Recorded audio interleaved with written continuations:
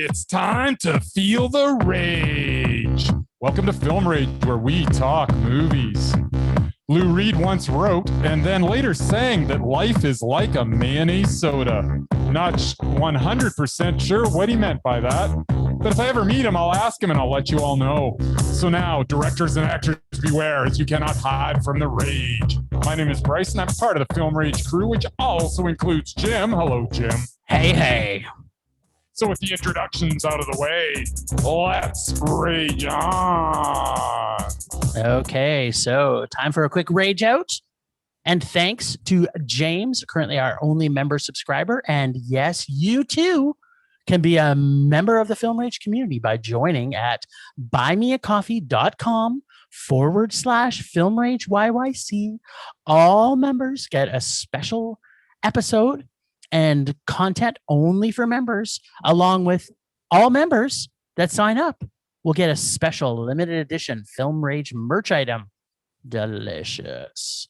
If you can't commit to a membership, you can still buy us a movie rental and dare us to see, hopefully, a terrible film. Join a huge list who have already bought us a movie rental already. And I want to thanks to each and every single one of them and give you so much love. So thanks for supporting us because you're awesome. And, you know, we've hit a shit ton of countries that have downloaded our podcast. I want to thank all of those countries. I'm not going to list them all because that might take the whole podcast, but you know who you are. Brazil. You know you. Thanks, Brazil. You want to dance? Yeah, okay.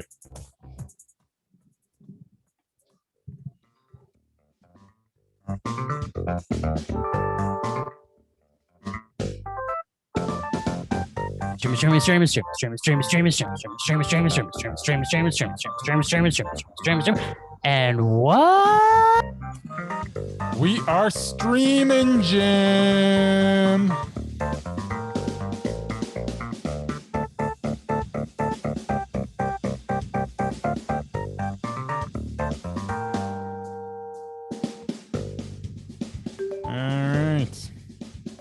So, this week we watched something on Netflix. Yeah, we did.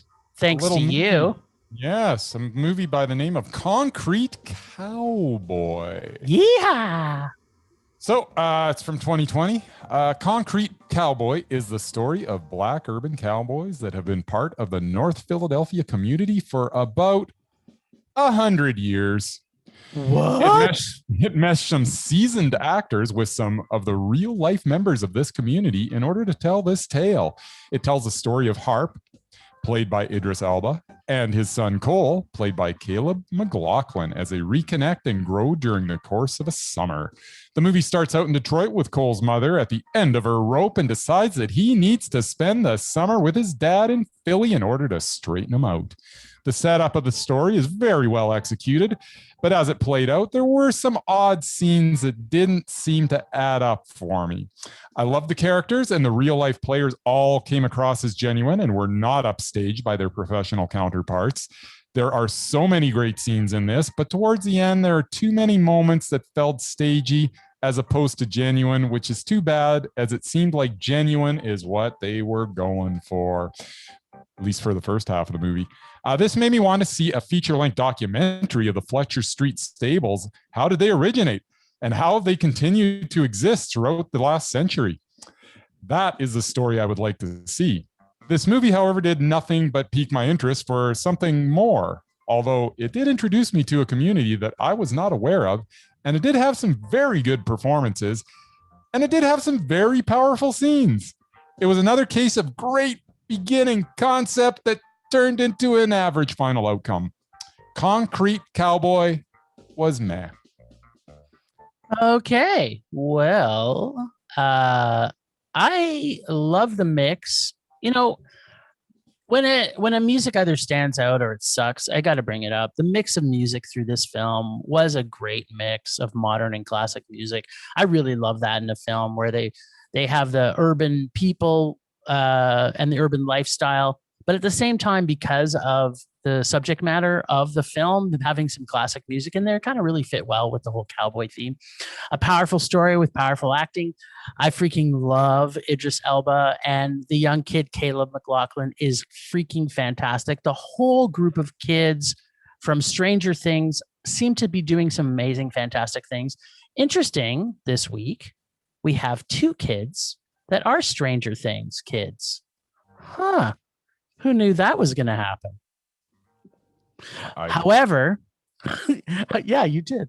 However, if Caleb and Millie went head to head, perhaps in this film or in Godzilla versus Kong, she would be toast. And I mean toast, I am sorry to say. His chops are stellar. This kid was freaking fantastic.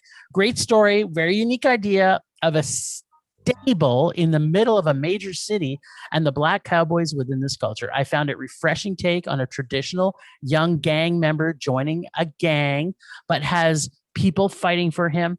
Great character development. I was enthralled with every point of this film. Not once was I bored or disinterested. Heartwarming family dynamics versus gang lifestyle film. I love seeing true life stories not based on a biopic, that tell a story of something happening, but not necessarily trying to make it a biopic. So to me, it was refreshing because it is somewhat of a biopic about a true situation, and they actually had true characters, but it wasn't a biopic. It was just a story about it. I loved that I learned about this place in Philly, and I'm not sure if our boy George knows about this. I think I'm going to reach out to him after this podcast and check in with our boy George from Best Little. He must know about it. No, because like if you look at some of the discussion at the end of the film, after the fact, like through the credit reels, they were talking to some of these real life people, and they had people that talk to these cowboys all the time that say, "I didn't know that. Where's these stables in Philly?" So I'm curious to see if our boy George, Boy George. I'm not talking boy George. I'm talking our boy George. I say 100% George knows about it, at least of it. Okay, so for people who don't know our boy George, and not boy George, although they probably know that too, our boy George is from the Best Little Horror House in Philly. So we're going to check in with our Philly boy and see if he knows about the Fletcher Street Riders. I actually really enjoyed this one. It was refreshing to me because, and although I do know the flaws that Bryce is talking about, I was able to overlook it because it was such a refreshing take on a gangland traditional film. I was totally blown off basis. And for that reason alone, and for the fact that Idris Elba, I found mesmerizing, this was a mondo for me. I love this film. I thought, and that kid, Caleb McLaughlin, is fucking fantastic. He was good. Yep. Performances were great, and as I say, that these guys from Fletcher Street, they all held their own. They did not look out of place. Yeah, they didn't. I didn't feel like they were actors. I felt that they were real people. Yeah, I mean that's. I don't know. I don't know. Well, when you see a movie, it's kind of like you're wanting they were very natural. Yeah, it wasn't like they were trying to pretend they were actors when they're not. They were just being themselves, and I think the director allowed that. So for me, yeah, this was a mondo.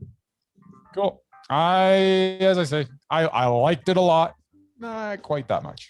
Worth a see. Everybody should see it. Oh, yeah, everybody should see it. It's interesting. Although you got to admit, documentary about this would be kind of cool. Oh, dude, like there's different levels of mondo. That doc I want to see. Have you seen this doc now? Like I wanted to cover it for like 100 years. I went and tried to find if there was any documentaries, and there's some like short little things on YouTube, but nothing really that goes in depth. Like I want to see something that covers the last 100 years, from the beginning right through till now. So there isn't one. Like we're not going to see this documentary. Not that I'm aware of. So if anybody knows of one, let me know. But I watched like 2 or 3 20-minute, like between 10 and 20-minute short little things. I think Idris Elba actually had a producer credit on here. So I think we should reach out to Idris Elba on social media and just say, dude, I need you now to make the documentary. Yeah. Cool. There you go. All right. Well, the big ticket item for this week, which cost us $50 combined, which $50. which would literally eat up more than half of our bank account,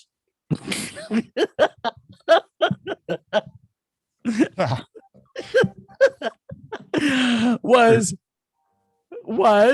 the absolute new excitement of Godzilla versus Kong, and we got that on VOD. Yeah. So I got to break down, and I have a feeling you did the same thing because we kind of talked about it last week. I got to break down the whole series because I'm going to touch upon it myself, but you go first. Boy. Okay, so first off, I need to let everybody know that you can buy the first 3 movies for $20 on Apple, which is what I did. Sold. So to recap, Godzilla 2014 for me was a mondo, had a great backstory and the right balance of monster action and story, and had Bryan Cranston for a big part of it. So it's a mondo. Kong Skull Island is a freaking mondo.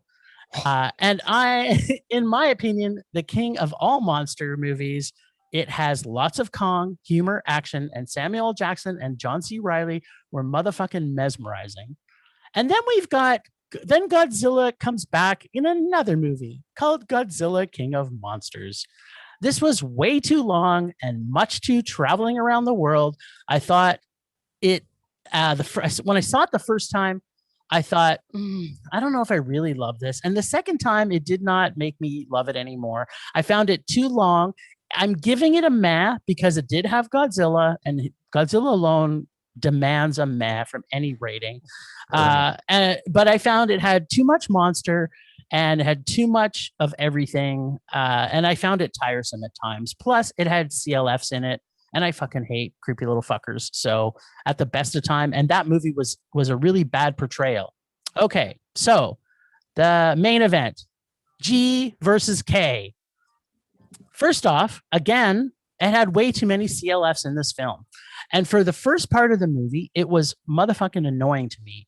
I'm like, again, why are they making this film?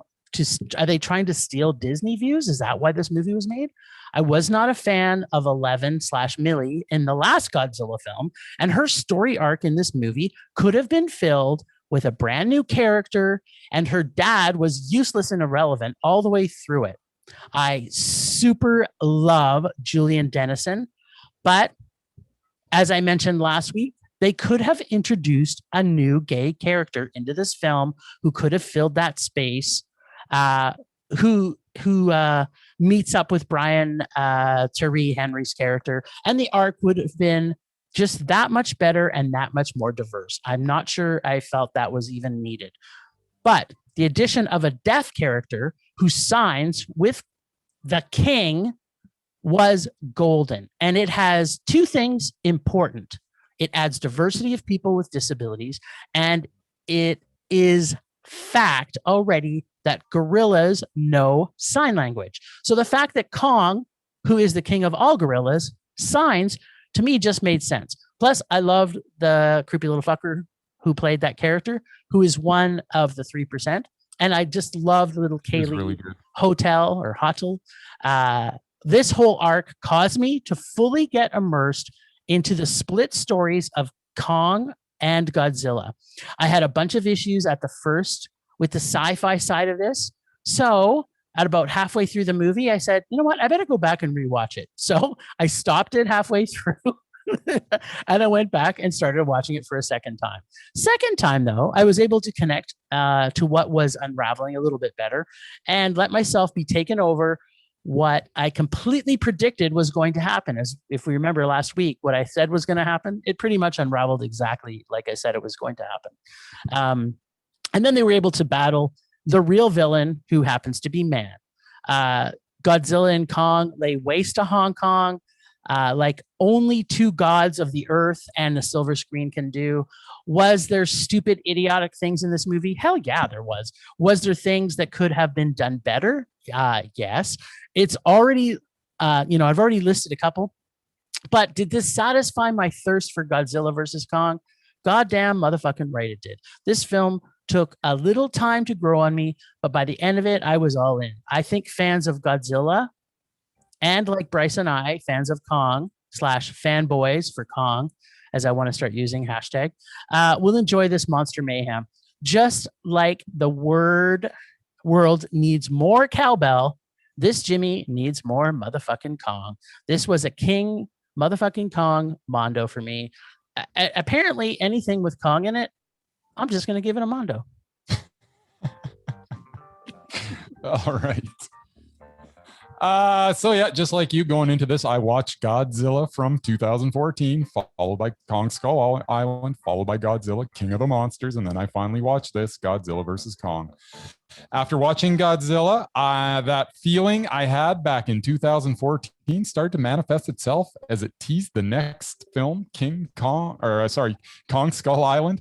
I remember thinking this is awesome, as it seemed it was going to take a cue from Marvel, I should say, and intertwine these two in a series of movies, as we even got the post-credit scenes that teased the next movie in the sequence.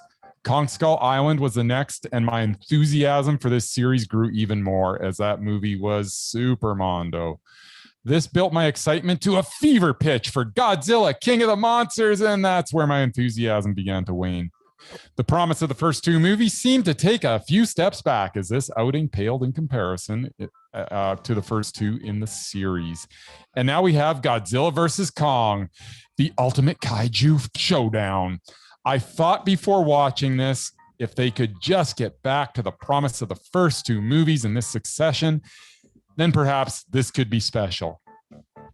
Instead, we got more of what King of the Monsters had promised, which was mediocre storytelling with some entertaining action sequences mixed in.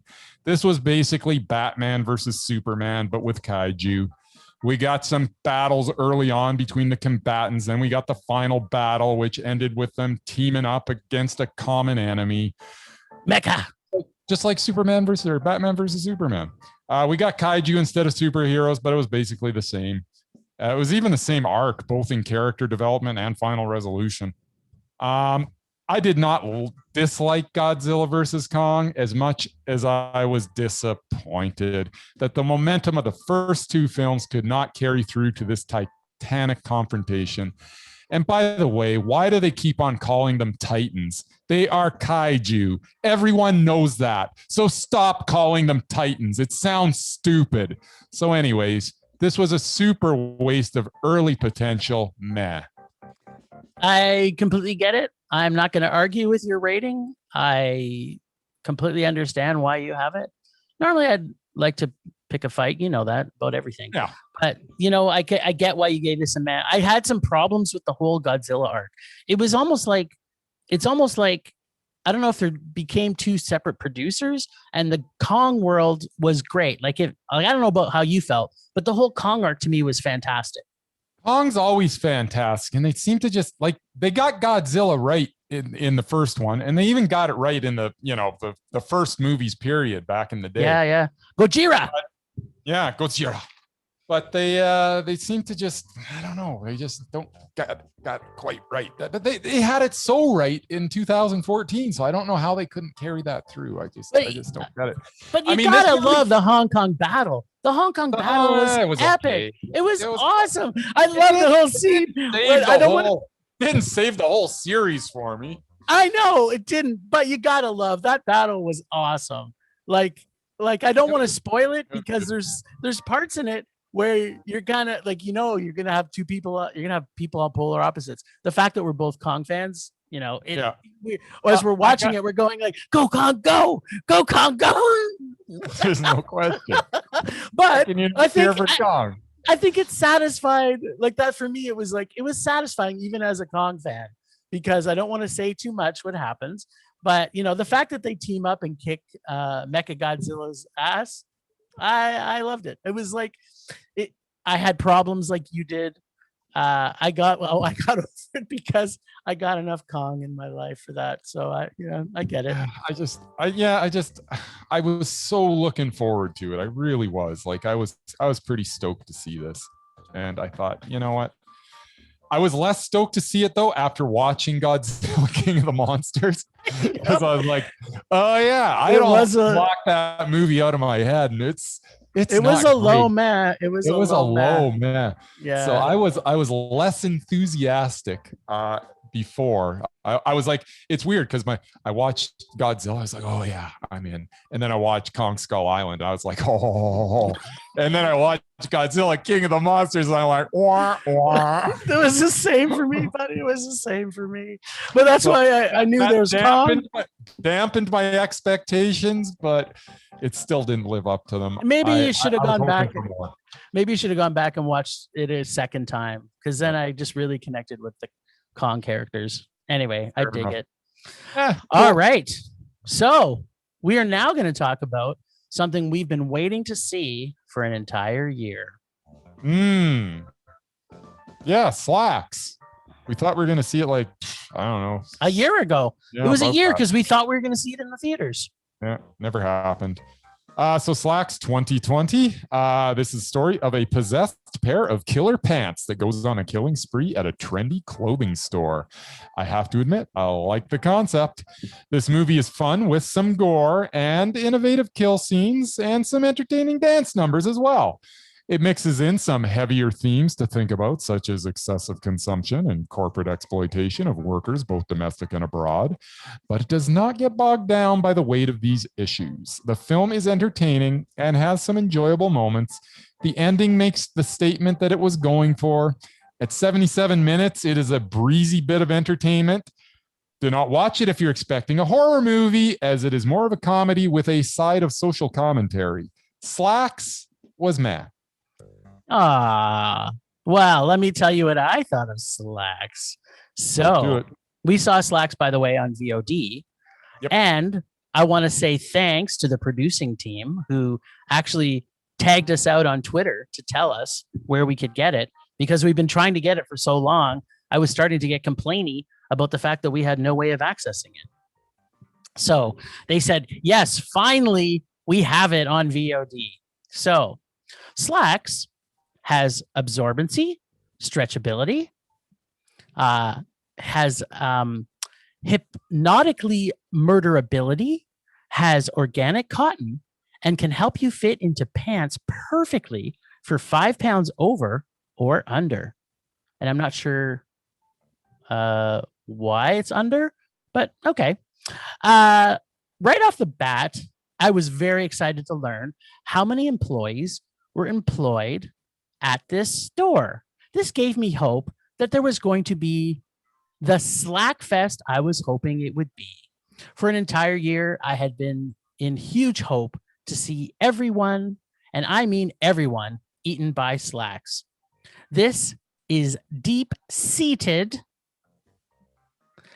in a retail horror parody. Loved the commercial with slogan, "Sweatshop free," as their primary feature for the brand. The manager douchebag does a great job of being a douchebag, almost like my old manager at the leather store I worked at when I was in high school, except this douchebag wasn't trying to fuck all of his staff like mine was. So I kind of like the fact that they have a great retail douchebag story. Every kill that our hero, quote unquote, the Slaxx, does just continues to outdo the murder before it. After the first murder, you kind of know where the movie is heading, but I just kept getting more invested in this beautiful fabric spun by our new friend, Slaxx, as I will now lovingly call him.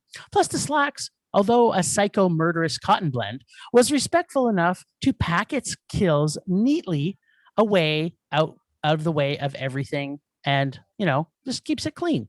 Slaxx is a clean person. I think my favorite scene is when the douchebag manager walks in on the pants drinking blood, or maybe the Bollywood dance scene, or maybe the bindi scene, or perhaps the pantsing frenzy, as I like to call it. Think kind of like a piranha feeding frenzy, but with evil, bloody, sucking pants. Once we got to the last 30 minutes of the film, it was just getting more and more awesome for me. Killer pants from the get-go. You know the filmmakers are not taking themselves seriously. This tongue-in-cheekness of this film just makes it for a fun ride all along. It's a direct comedic backhand to the fast fashion industry and does it with a murderous, bloody, pants-filled, super slapping backhand. Moral of the story, don't fuck with Slaxx. Or, maybe not. Maybe it's don't fuck with possessed Slaxx. No, maybe that's not it. Oh yeah, companies don't be fucking dicks, which I wholeheartedly agree with. And for this reason, I'm giving Slaxx 2 legs up, or a pants on the ground, fully satisfying Mondo. I love this movie. It was so fun. I was laughing all the way through it. And perhaps because Bryce still works in retail, maybe he wasn't as enjoying the humor as much because he has to live in that world every day. But I was fully enjoying the retail side of it. Don't really live in that world, but well, but you work in retail, so it's like it's not funny. I hide in an office and poke people in the eye, man. Okay, so my favorite line: we know 2 things. It loves Bollywood music and it has a bindi on its forehead. Solid gold. Having a bindi, it doesn't even have a face, and yet it had one. Yeah, it was okay. But it was fun. You liked it. It was fun. Yeah, no, it's no question. It was fun. Calling it Mondo, that's a bit of a stretch, but yeah, teach your own. Well, you know what? I just love killer pants. I've been wanting to see this movie, and it gave me everything I wanted from the very first murder. It was like, yeah, the pants ate her alive in the bathroom. It just set the stage. It was, I fully enjoyed killer pants. Yeah, as I say, kill scenes were entertaining. There were some laughs, definitely. It was good. It's funny because could you compare this to a slasher film or a Slaxxer film? No. Because are the Slaxx actually like, I mean, you think of Jason. Jason is possessed and he's supernatural. So Jason is getting revenge on the kids that killed his mother. So I'm kind of thinking this is a Slaxxer fest. No? Well, there you go. So would you call this, what would you call this, a supernatural thriller, or I call it I think it's like a slasher. So for me, slashers are not my favorite, but Slaxxers I'm okay with. I think it's just a comedy. Didn't you like the Slaxx feeding frenzy? It was awesome. They skinned him. He skinned all his meat off his bones. Yeah. I don't know. I don't know. I'm actually confused that you brought up that scene over and over again, because it's like, yeah, a big pile of pants went on top of someone, then the big pile of pants parted, and then there was, and it was like a piranha. It made me think of those old piranha movies from the 1960s where they go into the Amazon jungle and the piranhas clean those things to the bone. It was like, oh yeah, I'm digging this. This is like Piranha, the original. Yeah, I thought it was good. I know you did. You thought it was Mondo. I did. I loved it. I thought Give me more Slaxx. I'm looking for Slaxx too. All right. They missed the boat because they could have made this Slaxx with 1 X, and then Slaxx 2 could have been Slaxx with 2 X's. You should work in marketing. Why don't you work in marketing? I don't know. I don't know why I work at all. I should just retire. Yeah, man. Anyways. So we got the right to rock is what we got. We do.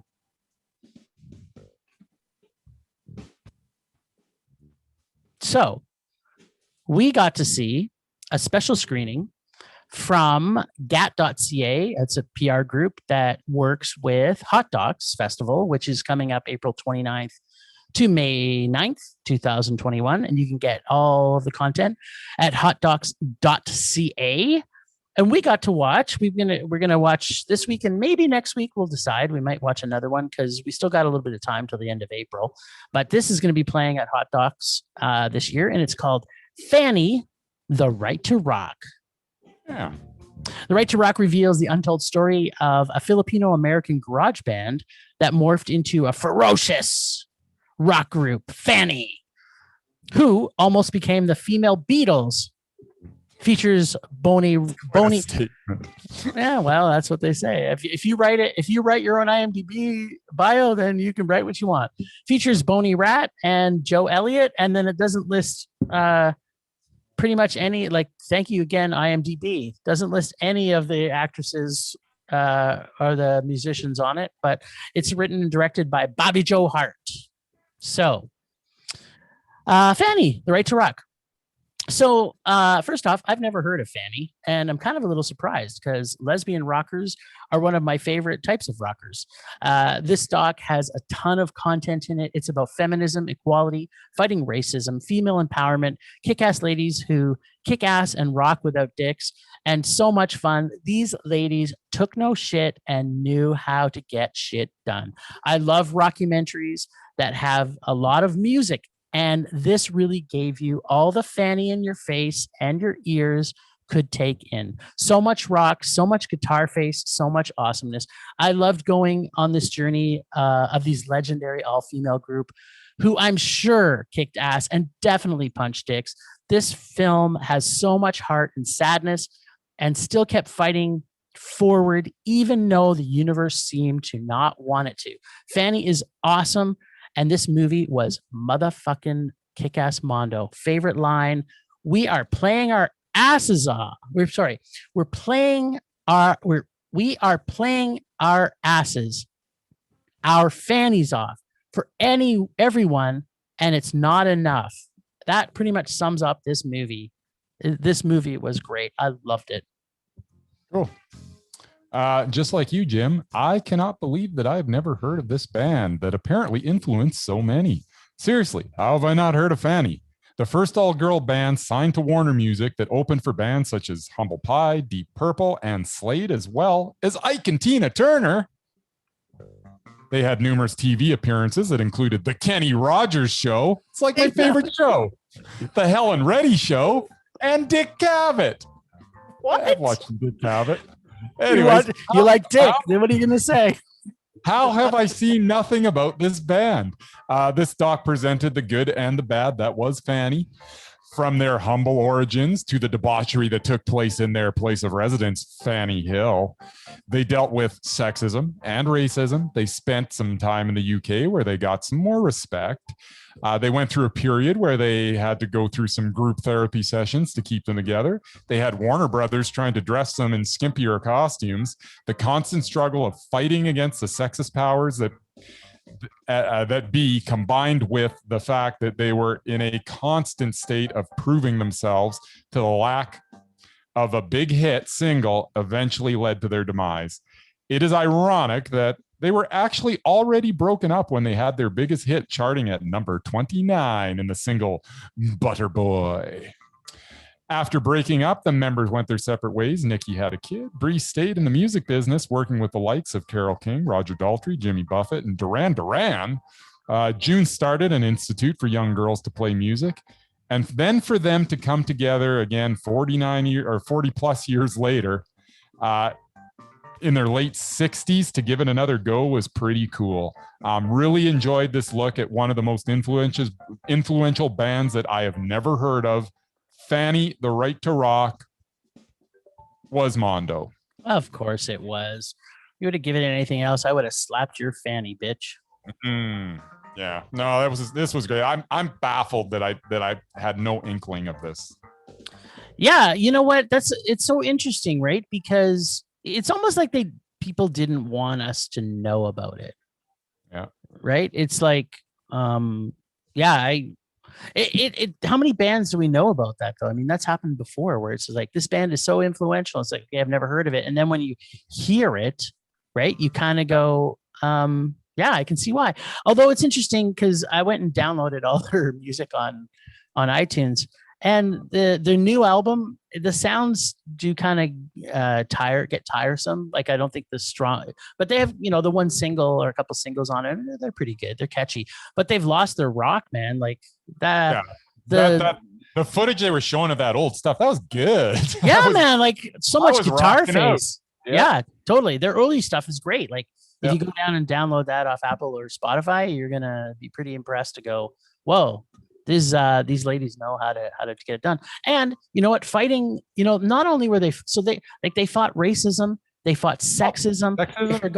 They forgot they had to fight they kind of had talked about majority of them were lesbian, but I don't think all of them were lesbian. No. So they had so much against them. And for them to get as far and as influential as they did, kudos to you. I'm just like super, super pumped by this story. It's not the favorite way that I want to go into the next segment, but it helps to fuel my rage for what I'm going to complain about. Does it? No. Hell yeah. Temperature rising. Vision blurring. Rage taking over.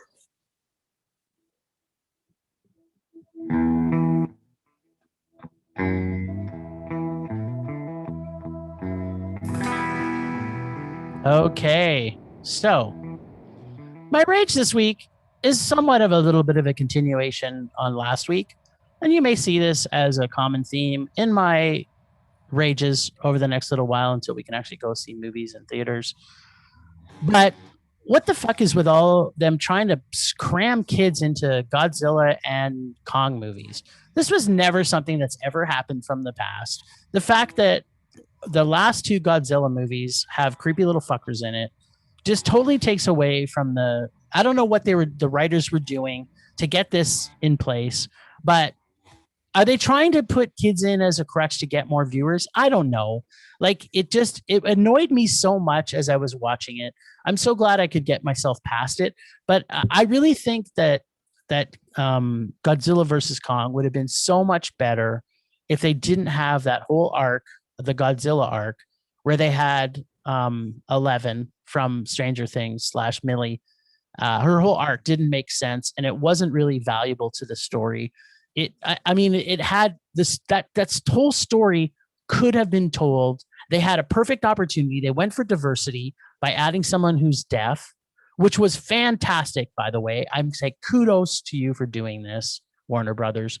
But could you not keep this moving forward? You had diversity of every other character. You had people of color in this film. You had people who have but you had no LGBTQ community, and you could have easily added it in.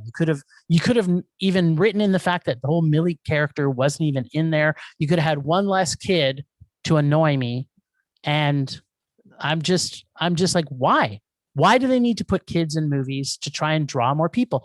There's enough fanboys of Godzilla and Kong that they're going to get the views for this. They don't need to try and draw from Disney to get this, but I really feel that was the whole intention of it. They put kids in these movies to try and draw away from Disney and get them on side with Warner Brothers. And that's my rage this week. All right. You say what?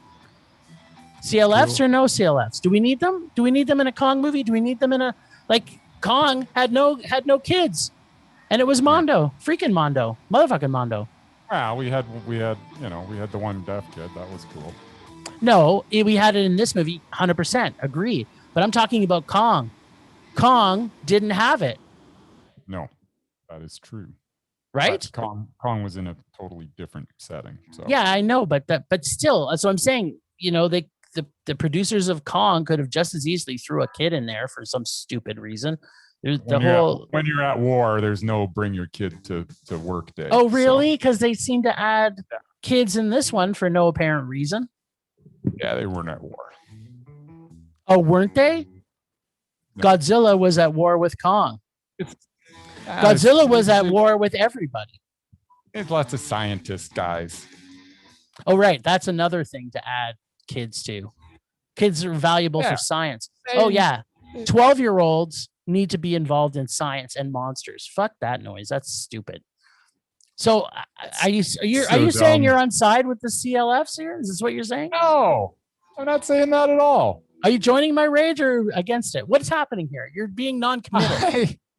I'm with you, brother. All right. That's all I really wanted. There you go. You got some Bryce rage. I love it. There you go. All right. So,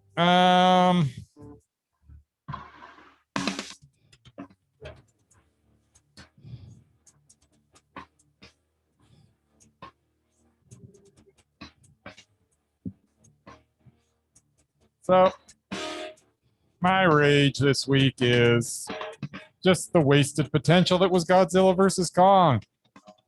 You know what? Maybe this isn't so much of a rage as me just being, really disappointed. Bryce? You being Bryce? Rage subsiding.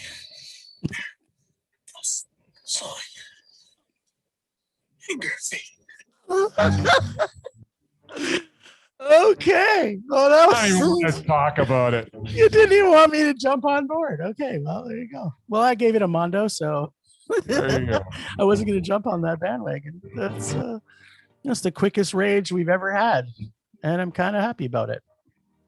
All right, now were you able to get our buddies promo set up? Oh yeah, is that now? Yeah, it is now. Do we have it? Is this? Yeah, we got it. All right. Well, these are buddies of ours that are from our hometown here in Calgary, Alberta, Canada, and they're one of my favorite podcasts. It is Flicks X Rated. Hi, this is Tony, the host of the Flicks X Rated podcast. Each week, I am joined by guests. Meow. Hello. Yo. Why, hello there. Hello. Hey. Hello. Hello. And we have a roundtable discussion where we dig deep and X-ray a bunch of our favorite films and some really terrible ones too. We really like to go back and take a look at films that may be forgotten, maybe in the past, and still lovable films. If you want, you can follow us on all the major platforms, iTunes, Google, Stitcher. If you want to find out more, you can find us online at www.flicksxrated.com. And you can also find us on Twitter, Facebook, and Instagram if you want to reach out to us. Good night, Internet.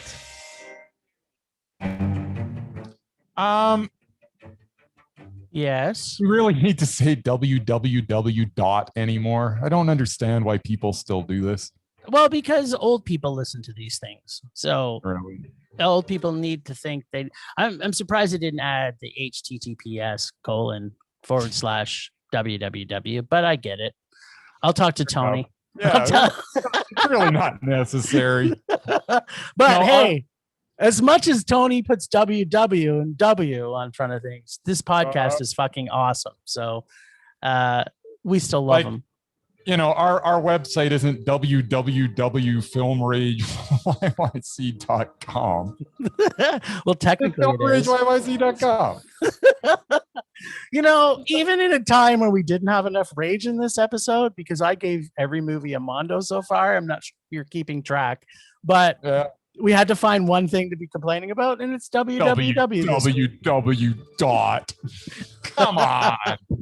What year is it? 1997?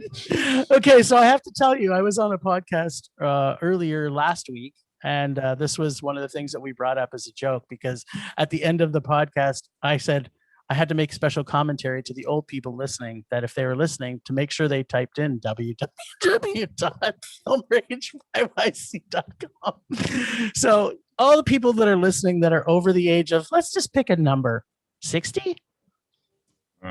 You don't have to type www in your search engine. No, It doesn't happen anymore. it's not a thing. Let's talk about some lists. All right. Seeing as we got the music going anyways, so let's do it. Absolutely. So we talked a little bit about it a little bit earlier, and I'm going to throw out Idris Elba as mesmerizing, because I think he's awesome. And he mesmerizes me every time I see him. Now, Yeah. he's definitely not undoubted, because he's made some shitty movies. But even in those shitty movies, he's motherfucking mesmerizing. I tend to agree. I really like Idris Elba. I will give, even if it does look like a total piece of crap, I'll give it a shot because Idris Elba's in it. Exactly, right? Yeah. And all right. More often than not, it's still he's a at match. least worth watching. Yeah, I don't think he's made a couple of bad movies. I don't want to go through them all. He's made some stinkers. But you know, the fact that he's in it's made it better. Yep. Okay. The other person I'm putting through for mesmerizing, and it doesn't matter what she's in, I think she steals the show of everybody, and that is Juliette Lewis. I'm not sure if we've talked about her in the past. Maybe I tried to get you on board with that before, but I can't remember what I saw her in on the weekend, and I was just like, holy fuck, she's just so. Juliette Lewis? Hell no. What are you talking about? No. Oh, I love her. Oh, no. She's so weird and quirky. I think she's awesome. No. Dude. She makes me want to turn the movie off. So you're you're basically saying that you think that she's maybe, just wondering though. I think she's maybe repulsive. She's closer to repulsive than mesmerizing for me. Okay, I literally have, no. I'm not saying that she's not repulsive in a lot of movies.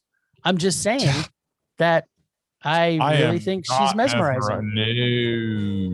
No. Well, I guess that's a hard no. Okay, well, I think I'm going to throw out my you know what? I actually did a lot more homework on the weekend than I thought I did.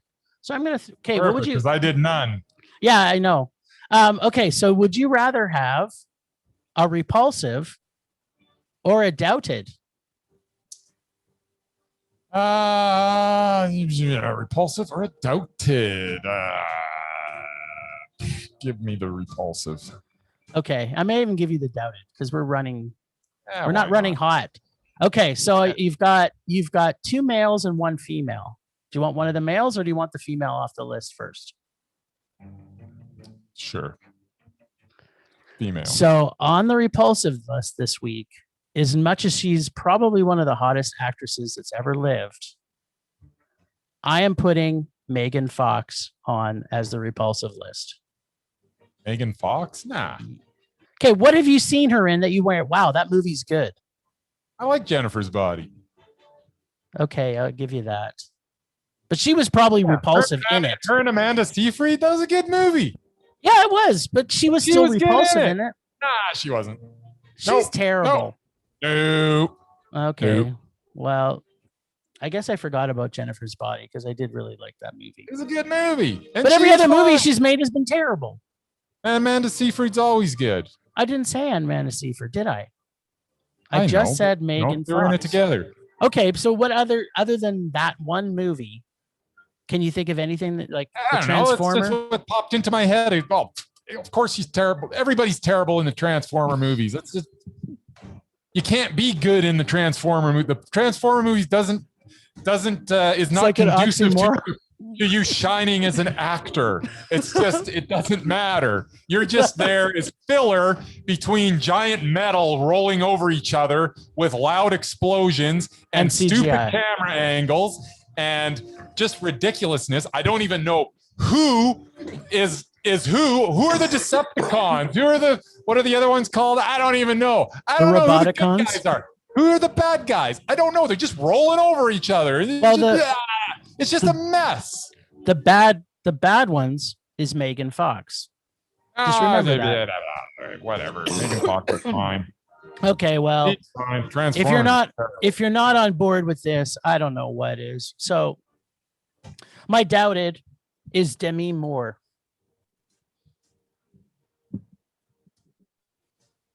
Now, okay, you're gonna have to list the movies. Okay, so I'm going more recent to older.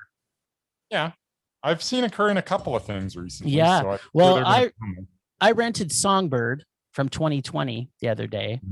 Okay, because it was 99-cent rental, and it was a rage. Yeah, it was a rage.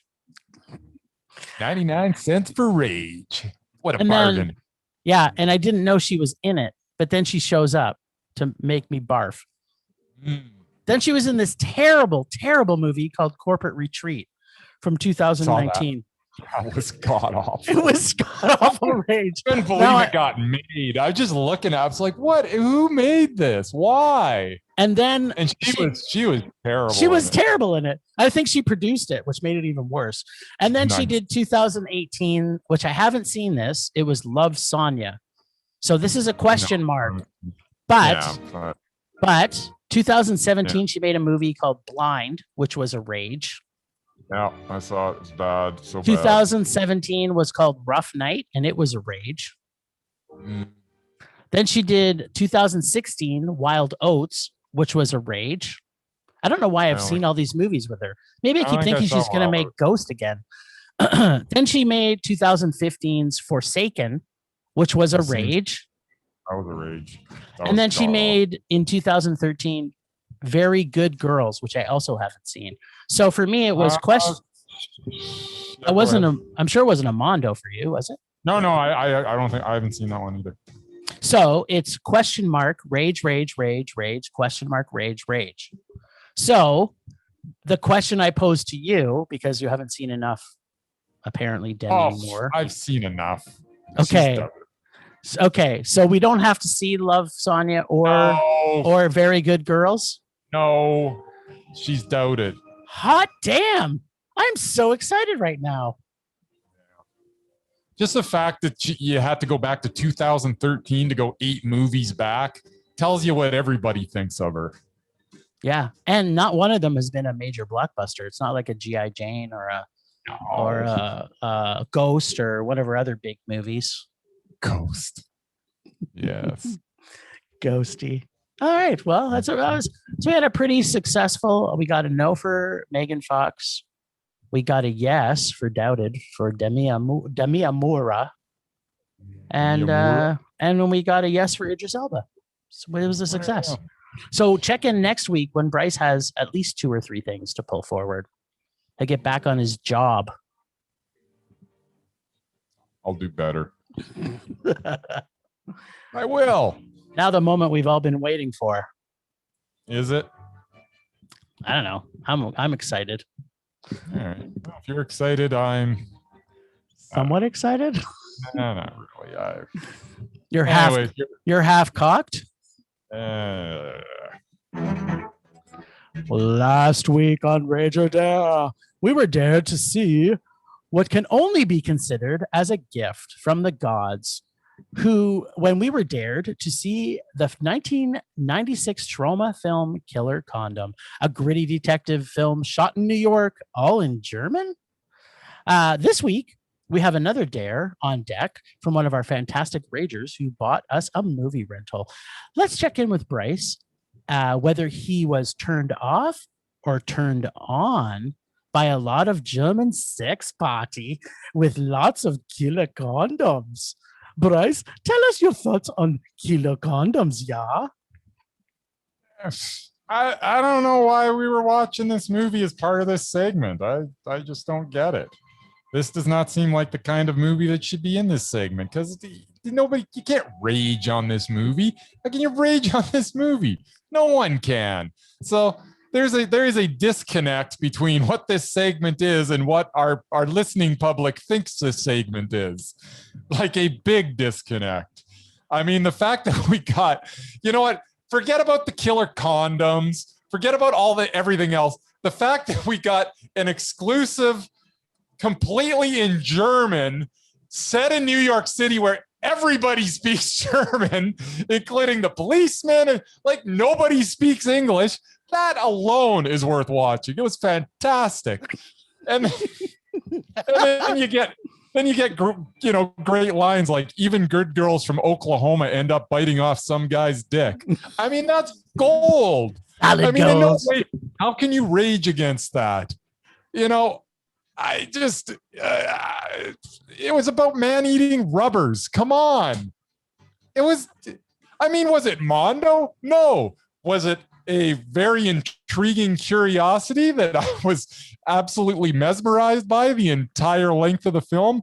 Having said that, it didn't need to be an hour and 47 minutes. We could have told this story a little quicker than that, but that is my only complaint. It was good. I liked it. It was a high, man. Okay, well, just you wait, mister. Because let me tell you what I thought about this movie. Okay, so a German film shot in New York about true love, evil Catholics, great detective work, and oh yes, condoms that eat dicks, and not in a good way, if you know what I'm saying. I feel our friend Sadat, who dared us to see this film, does not know my passion for German sex pot. He would never have dared us to see this film. This Jimmy loves his German sex party. It's literally the most favorite of all sex parties is German sex parties. Like, if you tell me to see a Norwegian sex party or see a German sex party, I'm going to choose German sex party every single time. It's my favorite. Afterwards, you'll go watch the Norwegian one, though. You'll just watch the German one first. Of course. And then I'll go back and watch it again second. It's literally my absolute favorite subgenre of sex party. Perhaps Sadat was just wanting to share his favorite German B film from 1996. But whatever the reason, he gifted me killer condoms. I could not be happier. So first question, I had was watching this, was the girl at the very beginning that she was crying. I'm sure Bryce knows this. For whoever hasn't seen this, you can get this movie on YouTube for free. This is a gift, people. You should see this movie for nothing owned, that it's a German sex party movie, plus it's also free on YouTube. So was she crying because she wasn't going to be able to pass her course, or because of the blood squirt that happened on her clothes? I'm just asking for curiosity's sake. I think it was a combination of the two. Okay. I think she would have been weeping either way, but the all-out cry was because it was those two things together. It was a combo pack. Okay, I get it. So much of this quiet and subtle humor had me laughing and smiling this whole movie, from the Beavis and Butthead poster that was on the wall. What was that? No.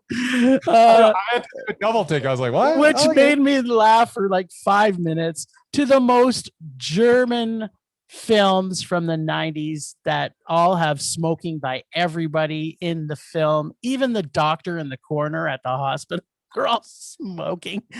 The little quick edits and the tongue-in-cheek is so much more subtle than most trauma films. Like, this was a very subtle, well-developed movie. The bathtub scene was so awesome with the rubber ducky, the kid in the playground. I'm an hour into this movie, and I'm thinking two things. One, why have I never seen this? And two, I'm thinking Sadat misunderstood the purpose of daring us to see movies. Not that I'm sad. I'm super glad that we have him daring us to see these. But I had mixed feelings about the depiction of the gay community in this film. But because our hero is a badass motherfucking gay cop, and he let it be known that his lifestyle is nothing but normal, and the big monologue at the end wraps it up, I was okay. This film was fun, yet well-crafted, serious detective film with an important message that always make sure to use a brand new condom that you unwrap yourself. And that goes for every community who uses condoms. And also a message that trauma can actually make a movie that is mondo. Favorite line, it's got 13 pricks and its conscience, 13 pricks and one ball. Or nice penis, yum yum. Or, I mean, what can a man do in New York if he's lonely and hasn't got a dick? It's pretty that line itself pretty much summed up this entire movie. And so many great lines. I could just go on, but we have to unpack a few things. One is the name Macaroni. Like, that alone, every time someone called him Macaroni, it made me laugh. And I love how they depict the evil Catholic villain. Super awesome. Did you notice that they're speaking German and everyone's German, and but everybody's had like an Italian name? Yes, there was Luigi. It's like, yes. Do they think that everybody in New York is Italian? I don't know. Like, all this stuff was just, everything was gold. Like, that alone made me laugh. Like, I was giggling because, yeah, it was crazy. Does not get to mondo for you. I literally loved every single thing about this movie. I thought it's too long. It wasn't long enough for me. I wish there was a little bit more sex party in the German sex party. Okay, but I have the most important question for you. Yes. Which is, what would you do for red jelly? No comment. Okay, so this week we've been dared to see it's a 1981 original film that was remastered in 2015 called Roar with Tippi Hedren. Have you ever seen it? A long time ago, I did see it. Yeah. Okay. Well, do you remember hating it? No, I don't remember hating it. It's odd. Okay. And it's got there's a lot of like I think that they did a documentary about it too. The documentary is actually on Crave and on probably HBO in the States. So we are going to be watching Roar, and we'll be able to rent it on iTunes for a very cheap $4.99. There you go. Yeah, no, I almost went because we had I don't know if it was, I think they might have screened it at Cuff. Oh, really? When I could be wrong, but I'm pretty sure that they screened it at Cuff when the remastered version came out. Well, I guess maybe we'll see if Amy, who's dared us to see Roar, is also giving us a gift. Maybe these people love our podcast so much. They're saying, I'm so tired of having them watch these terrible movies. We want them to watch the movies that we know and love. I don't know. I guess we'll find out next week. I guess we will. All right, sir. Well, it's about time to wrap things up. Okay. Well, thanks, Ragers, for listening. Thanks to the extended Film Rage crew of Leonard Conlon for his artistic vision of photography via Leonard Conlon Photography. For Bex Goose for animation skills at Potato Lady podcastreviews.com.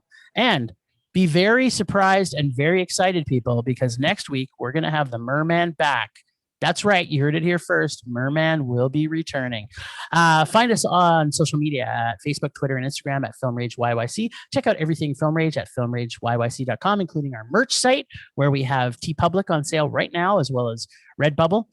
See what we look like by going on YouTube and searching Film Rage Podcast. We are always wanting to make this a raging blast for our listeners. So please comment often everywhere you feel, including at filmragecalgary@gmail.com to send us some emails. On Podchaser, on Apple Podcasts. Dare us to see terrible movies, people. Pay us to see terrible movies to fuel our rage. But no matter what you do, please make us rage. Please, please. That's it for this week. Rage on. Rage on.